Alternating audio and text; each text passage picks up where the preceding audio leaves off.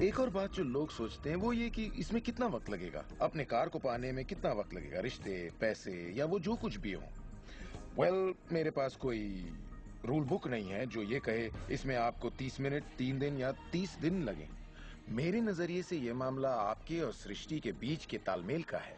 Size यानी आकार सृष्टि के लिए कुछ नहीं है। वैज्ञानिक स्तर पर किसी भी चीज को आकर्षित करना कोई बड़ी बात नहीं है, चाहे वो कितना भी बड़ा हो या इतना छोटा कि माइक्रोस्कोप के बिना हमें दिखाई भी ना दे। सृष्टि अपना काम बिना किसी मेहनत के करती है। घास बढ़ने की कोशिश नहीं करती, वो अपने आप बढ़ती है। ये सृष्टि की महान रचना है।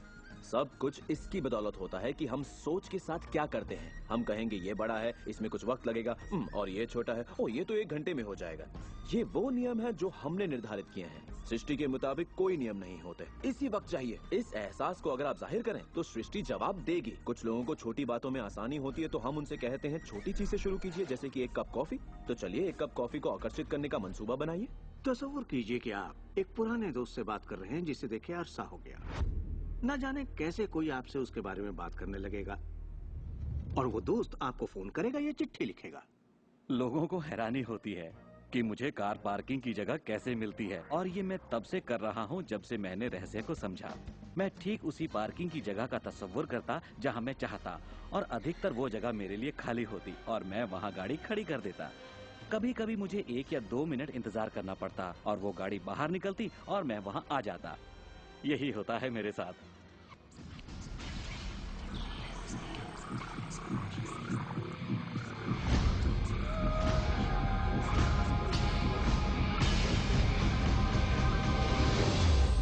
बहुत से लोगों को लगता है कि वो कैद में हैं और अपने मौजूदा हालात में पूरी तरह से फंसे हुए हैं, पर मैं आपको बतलाना चाहता हूं कि इस वक्त आपके हालात जैसे भी हों, वो सिर्फ आपकी अभी की असलियत है। और जानते हैं ये असलियत बदलने लगेगी क्योंकि आप ये रहस्य देख रहे हैं और इस पर अमल कर रहे हैं। अगर आप अपने हालात बदलना चाहते हैं तो पहले अपने विचार बदलिए। हर बार जब आप अपना लेटर बॉक्स देखते हैं ये सोचकर कि उसमें बिल होगा, तो उसमें क्या होता है? बिल ही होता है। आपको एक ही चीज की चिंता होती है, बिल की। आपने कभी अच्छी चीज की उम्मीद ही नहीं की। आप कर्ज के बारे में सोचते हैं, लगता है कर्ज का नोटिस होगा, तो वो नोटिस जरूर आएगा और आप कहेंगे आपने ठीक ही सोचा था। और इसी तरह हर रोज आप अपने विचार की पुष्टि करते हैं। क्या कर्ज का नोटिस आएगा? हाँ, नोटिस आया है। क्यों? क्योंकि आपने नोटिस की ही उम्मीद की थी, तो वो आया। आकर्षण का सिद्धांत हमेशा आपके विचारों के प्रति वफादार होता है। अब मेहरबानी करके चेक की उम्मीद कीजिए। ज्यादातर लोग अपने मौजूदा हालात को देखते हैं और कहते हैं ये मैं हूँ। आप वो नहीं हैं, आप वो थे। अगर इस वक्त आप अपने मौजूदा हालात को देखें, मान लीजिए इस वक्त आपके बैंक अकाउंट में ज्यादा पैसे नहीं हैं, या जिस साथी की तलाश है वो नहीं है, या आपकी सेहत ठीक नहीं है, तो आप वो नहीं हैं। वो आपके अतीत के विचारों और कर्मों का शेष बचा नतीजा है।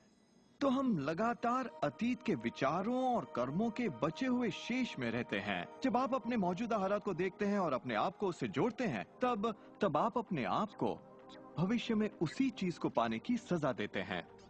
हम जो कुछ भी है अपने अतीत के विचारों का परिणाम है। इस वक्त अपनी जिंदगी को बदलने के लिए आप क्या कर सकते हैं? मैं आपको 2 या 3 बातें बताऊंगा। उन चीजों की लिस्ट बनाना शुरू कर दीजिए जिसके लिए आप एहसानमंद हैं, क्योंकि ये आपकी सोच में बदलाव लाएगी और आपकी ऊर्जा में बदलाव लाएगी।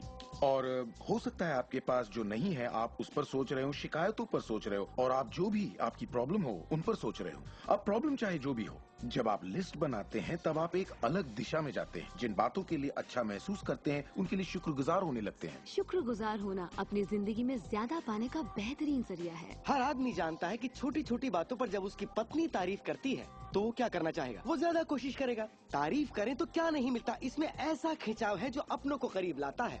मैं बरसों से कहता आया हूँ कि सपने देखो, उसे पूरा करो और उसका शुक्रिया अदा करो, क्योंकि यही वो एहसास है जो आपको होना चाहिए। और मेरे लिए ये इतना जबरदस्त प्रयोग रहा है। हर रोज सुबह उठते ही कहना शुक्रिया, हर सुबह पैर फर्श पर पड़ते ही कहना शुक्रिया, सुबह ब्रश करते वक्त या दूसरे काम करते वक्त उन बातों को सोचता हूँ जिनके लिए मैं एहसानमंद हूँ। और मैं उनके बारे में सिर्फ सोचता नहीं हूँ या वो कोई रटी हुई बातें नहीं है, बल्कि मैं सचमुच तहे दिल से उन सब का शुक्रिया अदा करता हूँ। क्योंकि जो चीजें अभी आपके पास हैं, उनके बारे में जैसे ही आप अलग से महसूस करना शुरू करेंगे, आप अच्छी चीजों को आकर्षित करना शुरू करेंगे। क्योंकि आप एहसानमंद हैं, लेकिन शायद आप कहें मेरे पास ढंग की कार नहीं है, घर नहीं है, अच्छी सेहत नहीं है। भूल जाइए, ये वो चीजें हैं जो आप नहीं चाहते। उन चीजों को देखिए जो आपके पास हैं, जिनके लिए आप एहसानमंद हैं। मिसाल के लिए, मुझे देखने के लिए आपके पास 2 आंखें हैं। आपके कपड़े हो सकते हैं, आप कोई भी चीज पसंद कर सकते हैं जिसके लिए आप शुक्रगुजार हैं, और बहुत जल्द वो बाकी चीजें भी आपको मिल जाएंगी। हर किसी के साथ एक दौर आता है जब वो कहता है कि दोस्त कुछ भी ठीक नहीं हो रहा या बहुत बुरा हाल है। और मेरे साथ भी कुछ ऐसा ही हुआ था। मुझे एक बार एक पत्थर मिला। अक्सर मैं उसे थामे रहता था और उसे अपनी जेब में हमेशा अपने साथ रखता था। और जब भी मैं उस पत्थर को छूता तो किसी न किसी का शुक्रिया अदा करता।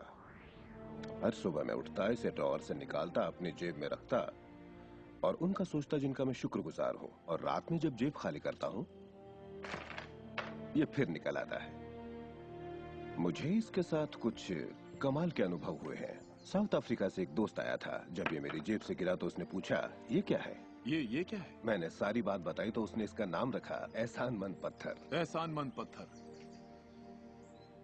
2 हफ्ते बाद मुझे उसका साउथ अफ्रीका से ईमेल मिलता है। लिखा, मेरा बेटा एक लाइलाज बीमारी से मर रहा है, एक तरह का हेपेटाइटिस है। क्या तुम मुझे 3 एहसानमंद पत्थर भेज सकते हो?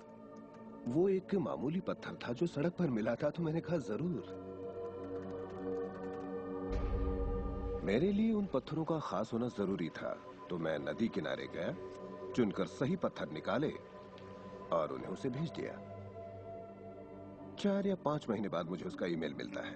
उसने कहा, मेरा बेटा ठीक हो गया, अब एकदम नॉर्मल है और बहुत खुश है। और कहा, तुम्हें एक बात बतानी है। हमने वो एहसानमंद पत्थर $10 के हिसाब से 1000 से ज्यादा पत्थर बेचे और वो सारा पैसा चैरिटी में दे दिया। आपका बहुत बहुत शुक्रिया। तो जैसा मैं हमेशा कहता हूँ, ये बेहद जरूरी है कि आप एहसानमंद रहें। आपकी जिंदगी को बदलने के लिए मैं आपको एक और सुझाव देना चाहूंगा, और ये इतना जबरदस्त है कि मेरे पास बताने के लिए शब्द नहीं कि आपके लिए कितना शक्तिशाली हो सकता है।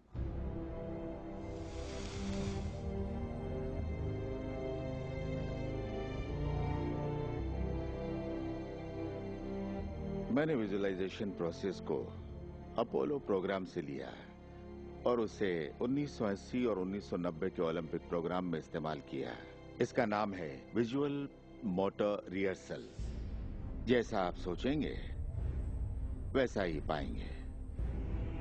और दिमाग के बारे में दिलचस्प बात यह है कि जब हमने आधुनिक बायोफीडबैक उपकरण के तार ओलंपिक खिलाड़ियों के साथ जोड़े और उनसे कहा कि दिमाग में ही अपनी रेस दौड़िए, उसी तरह जैसे आप ट्रैक पर दौड़ते हैं। हैरतअंगेज रूप से उनकी मांसपेशियां उसी क्रम में फड़क रही थीं जैसा कि उनके ट्रैक पर दौड़ने से होता है। मानो वे ट्रैक पर ही दौड़ रहे हो। ये कैसे मुमकिन है?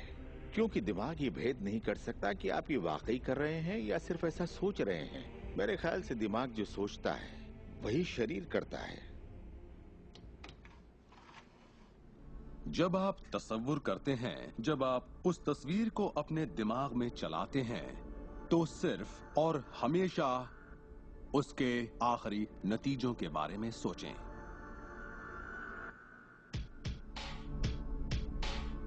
एक मिसाल देता हूं। अपने हाथ के पिछले हिस्से को इसी वक्त देखें, ठीक है? पिछले हिस्से को बारीकी से देखें। आपकी स्किन का रंग, तिल, नसें, अंगूठी, नाखून, नकली नाखून, सब कुछ देखिए। इसके बाद अपनी आंखें बंद कीजिए और सोचिए कि आपके हाथ, आपकी उंगलियां, आपकी चमचमाती नई कार की स्टीयरिंग को थामे हुए हैं।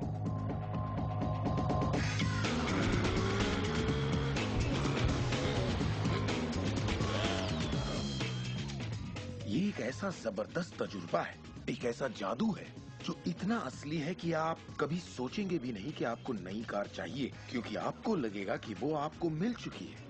सिर्फ तसव्वुर करने से या विचारों से नहीं, बल्कि एहसास से आकर्षण पैदा होता है। बहुत से लोगों को लगता है कि सिर्फ सोच का पॉजिटिव होना या अपनी ख्वाहिशों का तसव्वुर करना ही इस मामले में काफी है। पर यकीन मानिए, इन सब के साथ समृद्धि, प्यार और खुशी का एहसास न हो तो आकर्षण की शक्ति किसी भी हालत में आपके अंदर पैदा हो ही नहीं सकती। यहीं पर ये रहस्य वास्तव में अपना काम शुरू करता है।